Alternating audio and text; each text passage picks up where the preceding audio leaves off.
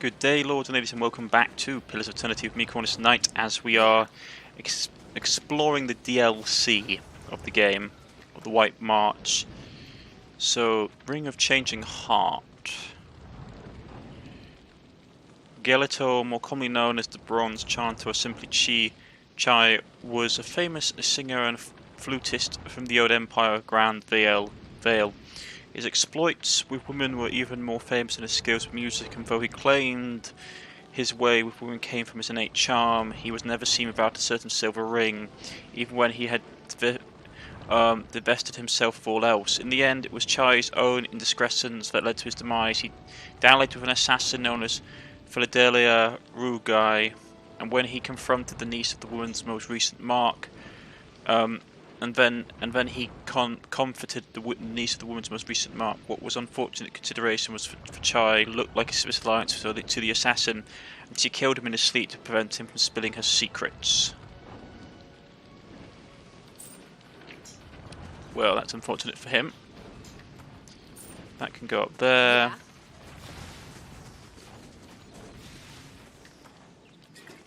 Pick up this stuff. Just say the Village is word. in disarray. I could probably have fought a lot more of the bad guys, to be honest, if I'm being truthful. There probably would have been more people around. Fresh fish, freshly caught. Just say the word. Nothing there's any fresh fish at the moment, mate. Fresh fish. Effigy's eyes. It looks at. Ah!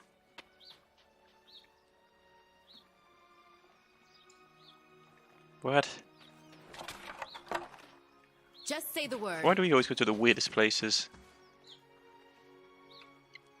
A dozen pairs of globule eyes stare up piteously from the scarlet heads of today's cats, awash in the pungent sea of fins and innards. Sift through the fish scraps. Your hands run up against something round and fleshy as size of a melon. It is smothered and scaleless, and parts seem to be covered in hair. A scarlet head, perhaps, but not that of a fish. Pull out the head. With one hand on the other side of the head, you begin to lift it out of the barrel, only to have it leap from your grasp as the head's owner springs over the lip of the barrel and into the eruption of fish chunks that rain down to the market stall. Zahur. The man who leapt from the barrel stands facing you, nearly naked save for a loincloth and drizzled with viscous. He is covered head to toe in scars, tears and punctures and thorny imprints of lashings. Most have faded like old memories. Despite that, the condition of the man's body is remarkable. The drooping skin of his flanks and the elbow is the only evidence of his advanced age. The face is placid, but the rest of him appears prepared for anything. You must forgive, Zawa. I was not expecting you. He looks you in the eye at first, but his gaze drifts now and then, settling on strange parts of your face as though distracted by new discoveries. If he is at all flustered, he gives no indication. What are you doing in that barrel, you snap? Zahir scratches behind his eyes, dismayed. Resting my eyes, I thought. Waiting for the Malkachoa to bring me insight. Shakes his head. It would seem I dozed. Good thing my master was not alive to see it. Zahir blinks, leaning in to get a better look at you. His enlarged pupils seem to crowd out his pale irises. Are you real? Yes. Of course. I meant no offense. But I find it is best to ask when Malkachoa is involved. Malkachoa? A small white mushroom. I have heard it called snowcap in these lands. It can reveal the true nature of many things. I still don't understand why you're in the barrel. I was freeing myself from vanity. Did you say sanity or vanity? Consider, how can one be vain who is bathed in the smell of dead fish? There's a proud glint in his eye.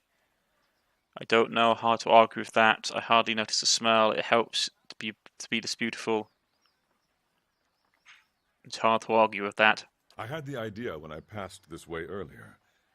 I am pleased with the results so far. He smiles at the woman whose head is swayed towards him as he passes by. A look of revolt on her face. Distracted, her toe catches on a stone and she nearly falls on her face. He claps his hands together. Yes, quite pleased. Do you often smear yourself in fish? Gods, no. What a way to travel the world. The usual way is to smear yourself with the ashes of the dead. But they do not burn their dead here, so I have to make do with what the land provides. He sniffs the air. The cold seems to conquer the smell. Even now, the scent hides itself.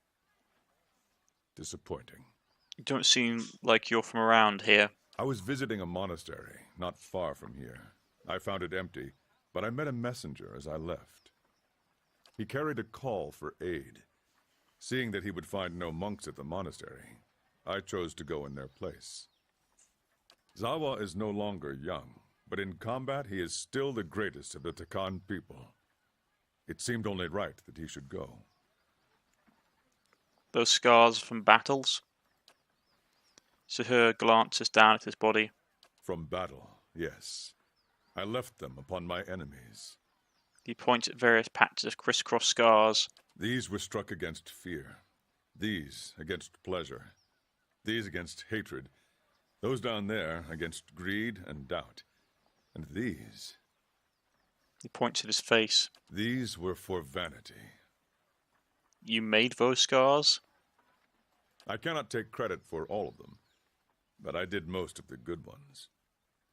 I put them there in battle to remind myself what is real and what is not. Our worst enemies are inventions of the mind, pleasure, fear. When we see them for what they are, we become unstoppable. And you have achieved this?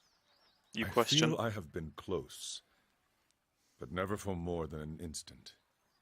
In the moment when the pain is sharpest, the world becomes clear. In that moment, I am a match for anyone. So you probably wouldn't ask that question. Your wounds would have caused you to suffer greatly. I don't believe that. It's like Gwen Ravenheart wouldn't have said that. So Stolwood hired me as well. I would not say I am hired. I seek no wage, and I promise no result. I have chosen a path, and my spoils come from walking it. An uneasy frown settles on his face, almost a wince. And this fortress, this Durgan's battery, its people are gone. Zawa would know why. Let's go. Your wound was, of course, your great suffering. I'm just going to ask the question anyway. Of course. I am fortunate to have suffered so much. If I did not suffer, I would not aspire to free myself from it. I would wander from one unfulfilling goal to the next. More wealth, a better station. My soul would wither. But to search for a place beyond suffering's reach is to nurture the soul, to harden it against the elements. He clenches his fist in illustration. Suffering is the greatest gift the gods have given us. Their most beautiful, perfect creation. It is the hand that turns the wheel. He's not wrong. If you seek the White Forge as well, I could use the help of an experienced warrior. So his face twokes upwards, his eyes fixed on the sky. He remains most in this entrance. At length, he blinks as if awakened and looks back at you. He shrugs cheerily. If one wishes to swim, it is no time to argue with the current. We are here together in this moment because a perfect force has willed it. Who is Zawa to argue? He looks you squarely in the eyes, and for once they do not drift. I will walk with you so long as the gods wish it so. Let's be on our way. May Wal watch your step. I'm going to put him in because he's a monk. He looks interesting. So let's see what he has. He's got Second Wind, Stunning Blow, Torment Reach, Forces of Anguish. Yeah, interesting, but he requires wounds. Yes? He's a monk.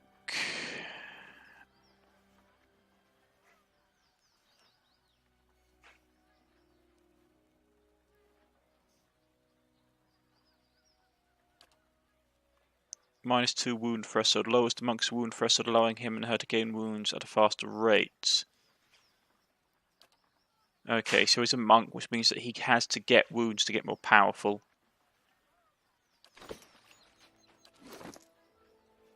I take it he can't use weapons. Oh, he's got weapons on him. Okay.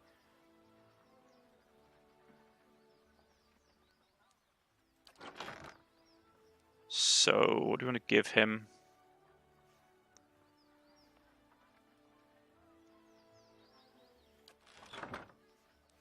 Fine hatchet, fine saber.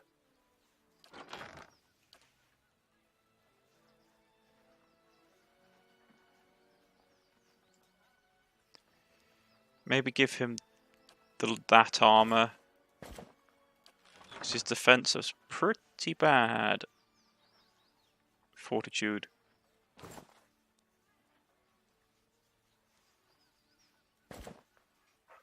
Monk's outfit.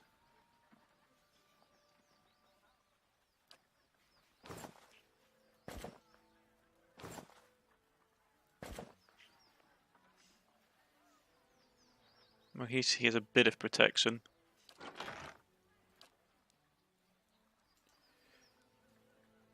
We'll give him the talk. We could give him that.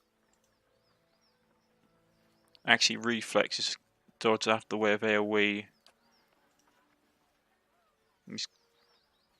Yeah, we'll give him that.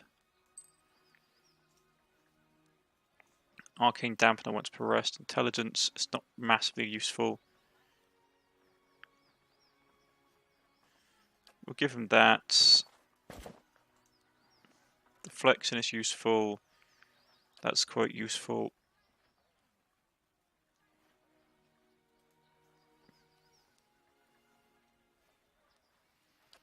That's not too bad.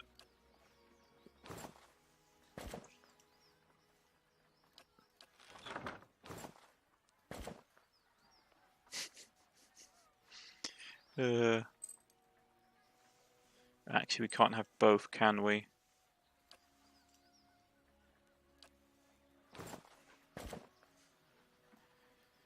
Okay.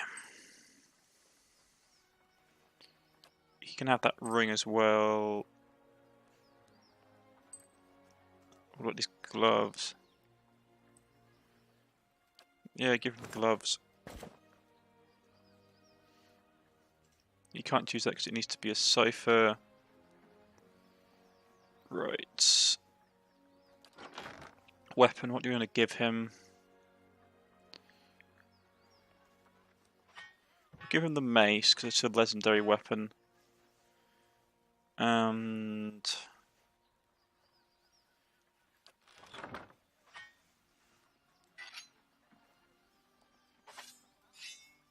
you can keep the mace and the fine saber. Post and major regeneration. That stuff as well. That should be fine. Right. Just say the word. So the entire fire is going up. That's the fisheries, hot springs, me oh my, right.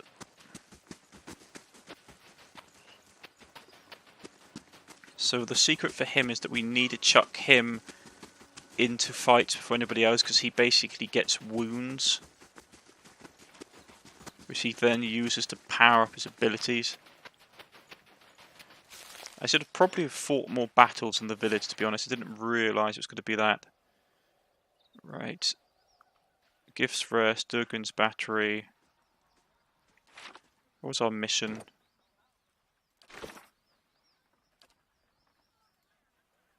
Renegald house. Okay. Renegald's house, so she's there. So we need to go there. Alright, so we've got to go. See that, huh? Building's thirsty work. Right, okay. So that's her house. Once we get in there, we'll see what's going on. Take a look around. You see a middle-aged woman and a young man locked in an argument. Both wear clothes streaked with blood and dirt. The young man turns to the woman, the fresh cut visible below his eye. They've destroyed the stockade, Mother. It's... Enough. They're gone. She holds up a hand, which is missing the final joint of the ring finger, but in her voice, sharp and steely as that, silences the young man. As he glowers at his toes, she turns to you, her dark circles under her eyes, a smile pulled taut across her thin lips. The deliverer of Cadnua. Thank you for making the journey. Abidan knows it's a long one. Well, I'm sure you wagered on a more civilized welcome. Still, we're much obliged for your capable intervention. She shoots the young man a brief but stern glare. He pulls out a knife from his belt and an apple from his pocket and sets to work. There's a job that he's doing. That's what I'm here for. It's an honour to be called here. Charming place, isn't it? I can't imagine why you don't see more visitors. There's no trouble. I'm here to help you however I can. I was told that this has to do with Durgan's battery. It's a job that he's doing. That's what I'm here for. Then far be it from me to waste your time with idle chatter. She folds the map in her hand to a quick and merciless pinch. Stalwart isn't much more than a grease stain on a map. What roads we've got in the White March are basically tracks in the snow. And for every trader or adventurer that comes through, 3 of our own leave for good. But it weren't always so. There was a time when kings and queens sent their firstborn to these mountains, when the White March was the envy of empires. Her eyes sign, and for an instant she looks like a much younger woman. How the mighty have fallen. What does this have to do with me? That's all in the past. What an era that must have been for the White March. What does that have to do with me? The Pargrin dwarves transformed the White March once. We could bring some of that greatness back to Stalwart. But we need the White Forge. She raises a map and taps a spot in the middle of the white and grey expanse. Never heard of it. Of course. Been over 200 years since anyone's felt so much as a summery breeze near it. She smothers the creased map. I'm hoping you can do something about that. She ignores the young man who shakes his head at the creaking logs. How so? Me, worker forge, have never done anything like that. And why would I do that? Told you. He jerks his chin at Renegald. His jaw is set in a rigid defiance of youth. If uncovering one of the greatest mysteries of Kith's civilization don't light your wick, then think on what's in Durgan's battery. A powerful forge and some of the finest weapons ever crafted. We've been trying to breach Durgan's battery for over a year now. Problem is, the other expeditions can't so much as dent the front door. She rubs at her fatigue, shadowed eyes. Why does an interest in the White Forge? We're an old mining town. Or we were until the Adirans pulled out and left us with a half-dug mine shaft and something resembling an inn. She thumbs the sturdy wooden walls with a fist. Since then, it's been a steady decline. You've seen the roads. Isn't much we can produce that the Valians can't ship cheaper. But the White Forge... well, if we could fire it up again and start producing Durgan steel, or something close to it, wouldn't matter if we're in the White March or the Living Lands. Business would come. She folds her arms and gives you a stiff nod. Ulrich, the young man, says nothing, but he tosses a sliver of his apple peel into the fireplace. Tell me about these other expeditions. 12 different groups have come through at our request, and several more besides. Been hoping that one of them could clear the way through Durgan's battery. But young or old, green or seasoned, it don't seem to matter. They cast their spells, chisel at the door, and search the grounds until they've worn new treads into the old stone. The lucky ones eventually go home. Plenty more find themselves on the wrong side of a blizzard, or an ogre raiding party. And that's why you need my help. That's the long and short of it. We're laborers and fisherfolk, not adventurers. But Durgan steel could put Stalwart on the map again. Open up the mines. Bring in new business. We just need the White Forge. She thumps the desk with her fist. Why is Durgan steel so special? Because you can shave stone with it. Cleave cast iron in two. And the stuff's as rare as it is remarkable. In her enthusiasm, Renegade sifts on the balls of her feet. She props one bent arm on the other, pointing distractedly towards the eaves of the house. If you had a suit of armor made out of that, bet people could get tired of trying to stab you after a while and just give up. If we could make something even half as good, we'd have a market at our doorstep and work enough for all of Stalwart. For a split second, her gaze flickers to Ulrich. And how is it that no one's gotten into Durgan's battery yet? Where should I start? Ogres, blizzards, or sheer damned inaccessibility? She ticks the items off on her fingers. It ain't for lack of trying, I'll tell you that much. Got untold riches in Durgan steel lying just inside, and never mind the White Forge itself. The Adirans who first settled Stalwart tried to crack it. So did the Valians, and every other cocky adventurer with more metal than sense. She folds her arms, shaking her head at the pitted floorboard. But the place has a funny way of sealing itself up. Front door stays shut, the tower entrances are clogged with rubble, and it's been impossible to blast a way in. Renegade trails off, and for a moment the room is silent, but for the popping and cracking of the fire. What happened to Durgan's battery? It don't bear dwelling on. There's too many superstitions about that place as it is. She waves a mangled hand in a broad crescent, averting her gaze. Killed each other off. Or so the old books say. Mutters Ulrich. He glares at Renegade through his hooded eyes. Plenty of tales to go around, but none of them open the battery. And the last thing people need is another reason to fear the place. Whatever it was, the other Pargrin dwarven settlements in the White March, Bone Picker, the Hawk, and the rest, emptied out not long after, moved to gentler, greener lands. That's really not a good sign. Had the right idea, if you ask me.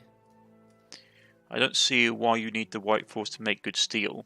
Finally, someone talking sense. He raises his knife and half-peeled apple to the fire in a dramatic gesture of exasperation. Durgan steel wasn't just good. It was some of the best. We need the best if we're going to keep Stalwart alive. She glares at Ulrich even while she speaks to you. No one alive today has seen the White Forge, but the old stories tell that it was powerful, glowed white-hot, and gave off a steady, even heat, unlike any other furnace. Let better-schooled folk puzzle over how the thing was built. I just want to see it put to use. Tell me about the Pegarin dwarves. Pargrin's a word in their language. Means traveler. They've been wanderers for generations, but I couldn't tell you much more. Okay, so nomadic dwarves. Alright, any ideas where I should start? The battery's up the mountain to the north. A good hike away. She jerks her head in the direction of the slope behind the house. Near Galvino's place, huh?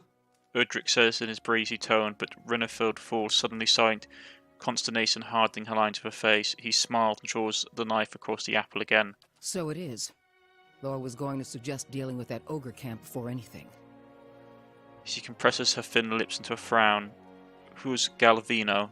Mestre Galvino, as the old crosspatch prefers it, lives by himself and keeps the wilder and beasts at bay through sheer foulness of his temper. She means to say he's a skilled smith and animancer, who's lived in the shadow of Durgan's battery for over a decade. He looks over his shoulders at you and Renegade. And by animancer flimsy standard, that makes him an expert, doesn't it? He folds his arms. And he butters his bread on both sides and fits his left shoe before his right. But that's neither here nor there. She crosses her arms and crumples the pages in one tightened fist. I see. Ain't nobody here fond of the man, but he's a clever hand and a quick study. It's a fool who thinks he stayed so close to the battery without figuring something about it. You said as much to the last party, and we haven't seen hide nor hair of him since. Maybe they didn't run afoul of Baragon's ogres after all. She raises a grey eyebrow at him. Udrich shrugs and turns back to the fire. Just watch your step. Galvino's place is a ways east of the battery, and folk who pass it bring unsettling tales. Tell me about this ogre camp. Belongs to Flames That Whisper, Matron Baragon's clan. Hunters tell me they've been active of late. Hunting elk and otherwise minding their own damn business. He pops an apple wedged into his mouth and chews it aggressively. Minding their own business. Never mind the latest expedition's disappearance, or the broken stockade. She pinches the bridge of her nose, squinting. I'm saying we shouldn't agitate him further. He makes to toss another slice of the peel into the fire, but he fumbles and drops his knife. He bends to pick it up, cursing. What does this matron have to do with anything? If you want me to kill the ogres, just say so. I'll gladly confront Baldur to help Stalwart. It's not my problem if your village can't defend themselves. They've got bigger things to do. Let's go. If you want me to kill the ogres, just say so. Can't speak for my son, but I'd be most obliged. She smiles. Also, Baragons like to have whatever the last expedition found. Rumor has it they disappeared near her turf. She crosses her arms and looks over to Uldric. Killing a matron will only make our problems worse. The way to approach Baragon is with your hands held high. If anyone could parley with an ogre, I suppose it'd be you. But they aren't known for their patience with prattle. Got it. Good. Before you leave town, stop by the Grave's Rest. Most visitors to Stalwart spend some time there, so Hafric and his patrons may be able to give you the lay of the land. Don't know about you, but I'm parched all of a sudden.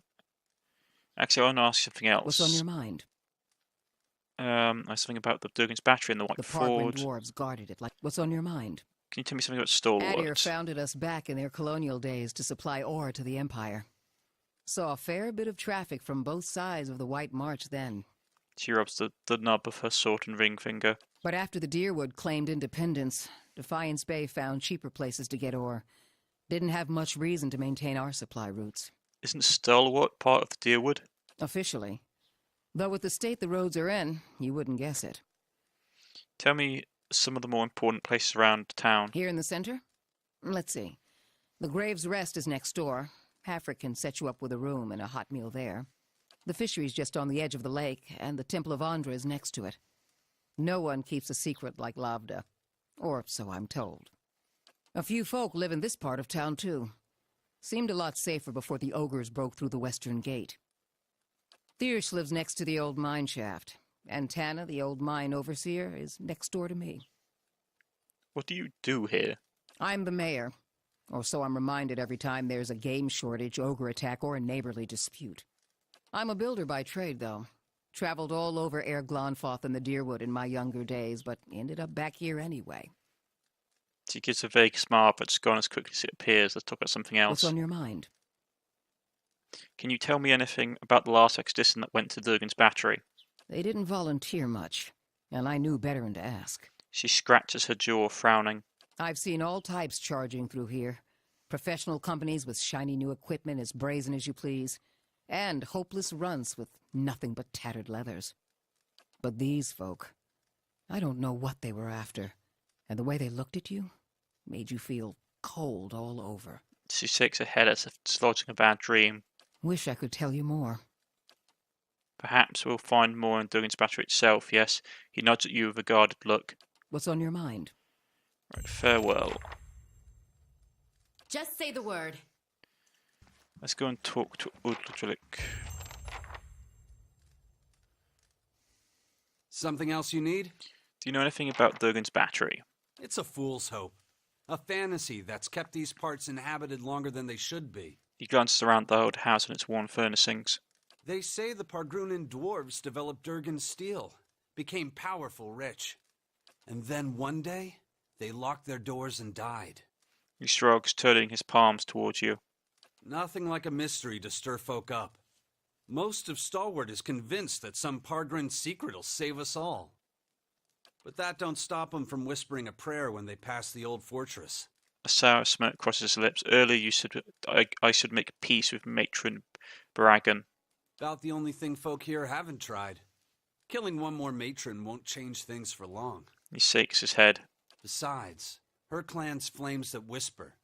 The one that attacked us was Wolf with many mouths. I'd know him anywhere. They're cut from the same cloth, Uldric. Only a matter of time before Baragon marches through that gap in our walls. At the sound of Renegade's voice, Uldric's shoulders stiffen, his jaws worked in silent but furious retort. You seem to disagree with Renegade on quite a few matters. Mother's convinced that a magic forge will turn this frozen crack into a hub of civilization. She can't accept this place is dying. This is your home, you just can't give up on it. Give up on what? There's nothing here. He scrapes the sole of his boot on the straight but weathered floorboard. What do you do here? I'm a carpenter. Mother's a builder. So it felt like a good fit at the time. He presses his lips into a wry smile. Not that we've got a lot of new folk to build houses and furnishings for. These days, I spend most of my time fixing up the stockade. Farewell. Right. Just say the word. Out the door we go.